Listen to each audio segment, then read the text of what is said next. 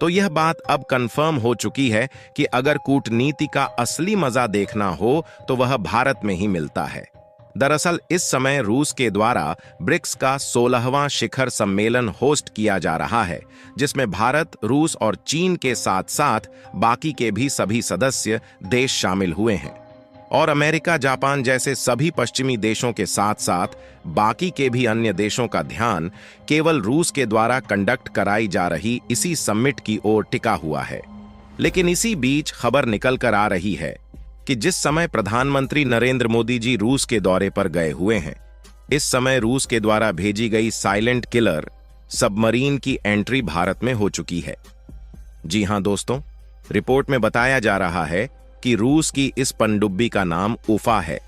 और यह 22 अक्टूबर को ही कोच्चि बंदरगाह पर पहुंची है और वहीं पर भारतीय नेवी के अफसरों ने उसका स्वागत भी किया।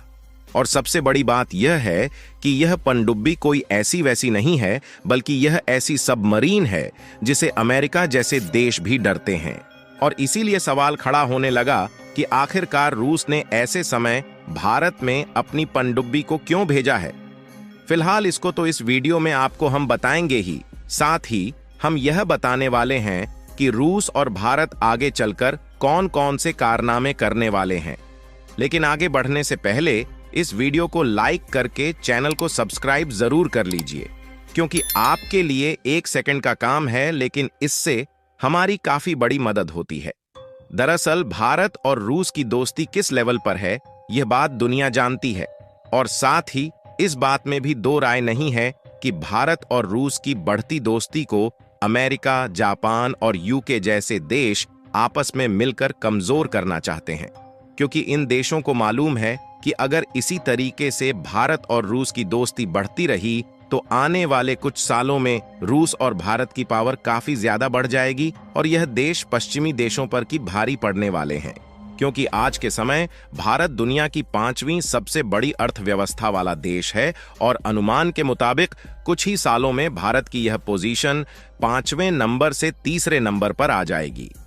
इसलिए पश्चिमी देशों का मानना है कि भारत का झुकाव रूस की बजाय अमेरिका और जापान जैसे पश्चिमी देशों की तरफ ही बना रहे। हालांकि भारत भी पश्चिमी देशों के साथ एक बहुत बड़े लेवल पर व्यापार करता है और भारत भी इससे दूरियां नहीं बनाना चाहता।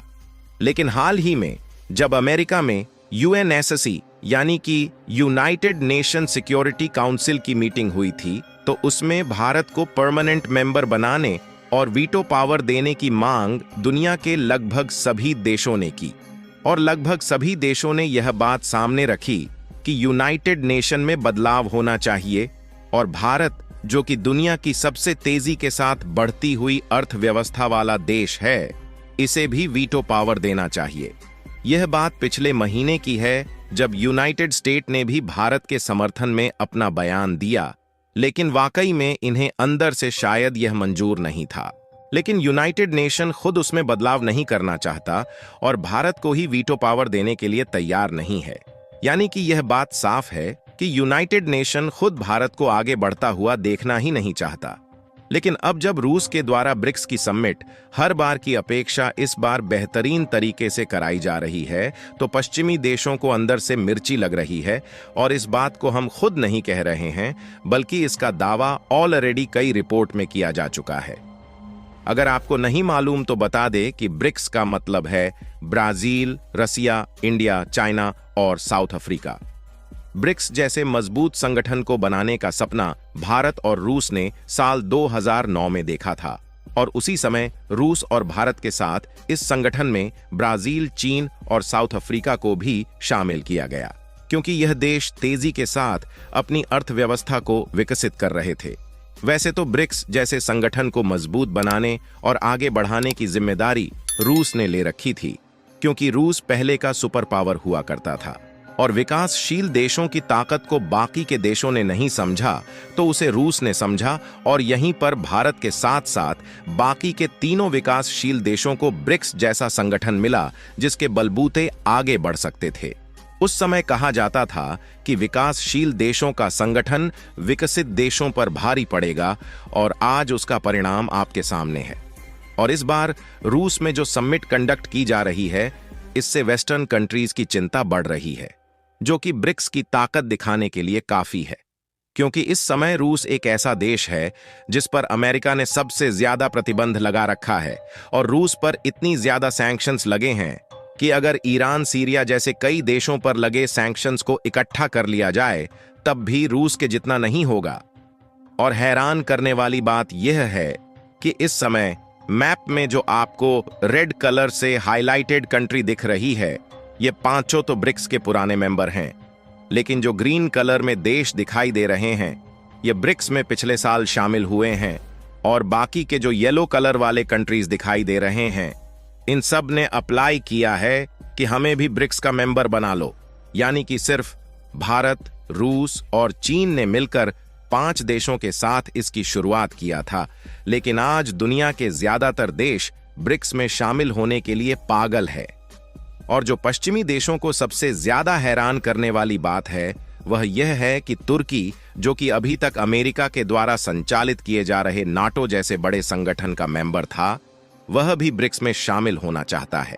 और तुर्की के खलीफा भी इस बार ब्रिक्स की मीटिंग ज्वाइन करने के लिए हाथ फैलाए रूस पहुंच चुके हैं। लेकिन इन सबसे भी ज्यादा चौंकाने वाली खबर यह है कि जिस समय पीएम मोदी और बाकी के ब्रिक्स के सदस्य देश रूस में मीटिंग कर रहे हैं, इस समय रूस के द्वारा भारत में भेजी गई सबमरीन के पहुंचने की खबर आती है। बताया जा रहा है कि यह एक साइलेंट किलर सबमरीन है जिससे अमेरिका जैसे देश भी डरते हैं, क्योंकि इसका सामना अमेरिका जैसे देशों के बड़े बड़े डिफेंस हथियार भी नहीं कर पाते। वैसे देखा जाए तो इसके पहले भी अगस्त के महीने में रूस के युद्धपोत कुछ मिशन के लिए भारत में आए हुए थे, लेकिन इस बार जो सबमरीन की डॉकिंग हुई है वह ऐसे समय हुई है जिस समय इंडिया के प्राइम मिनिस्टर व्लादिमीर पुतिन से मुलाकात कर रहे हैं। इसीलिए इस खबर ने दुनिया के सामने एक नया सवाल खड़ा कर दिया है कि आखिरकार रूस ने भारत में सबमरीन क्यों भेजा है। तो आपको बता दें कि इस बात की जानकारी का खुलासा एक्स पर की गई एक पोस्ट द्वारा मिला, जिसमें यह बताया जा रहा है कि दोनों देशों के बीच समुद्री क्षेत्र की रक्षा को बढ़ाने के लिए सहयोग अभी भी जारी है और उसी के मकसद से यह सबमरीन रूस से भारत आया है। यानी कि एक तरफ जहां चीन ब्रिक्स संगठन में शामिल हुआ है, वहीं हिंद महासागर में चीन के बढ़ते वर्चस्व से बचने के लिए रूस भारत का साथ दे रहा है और दोनों देश मिलकर हिंद प्रशांत क्षेत्र की रक्षा और भी मजबूत करने वाले हैं। और अगर दुनिया की सबसे ताकतवर सबमरीन भारत की रक्षा में सहयोग कर रही है, तो जाहिर सी बात है कि हिंद प्रशांत क्षेत्र में चीन की उछल कूद पानी में मिलने वाली है। फिलहाल रूस की मदद से भारत और चीन के बीच में भी रिश्ते धीरे धीरे मजबूत हो रहे हैं और दुश्मनी खत्म हो रही है। उसके बारे में आप क्या कहना चाहेंगे, अपनी राय कमेंट में जरूर बताएं और इस वीडियो को एक लाइक करके अपने मित्रों तक शेयर जरूर करें ताकि उन्हें भी जानकारी मिल सके। इसी तरह और भी नॉलेजेबल वीडियो देखने के लिए चैनल को सब्सक्राइब करके बेल आइकन को ऑल पर जरूर सेलेक्ट करें। जय श्री राम।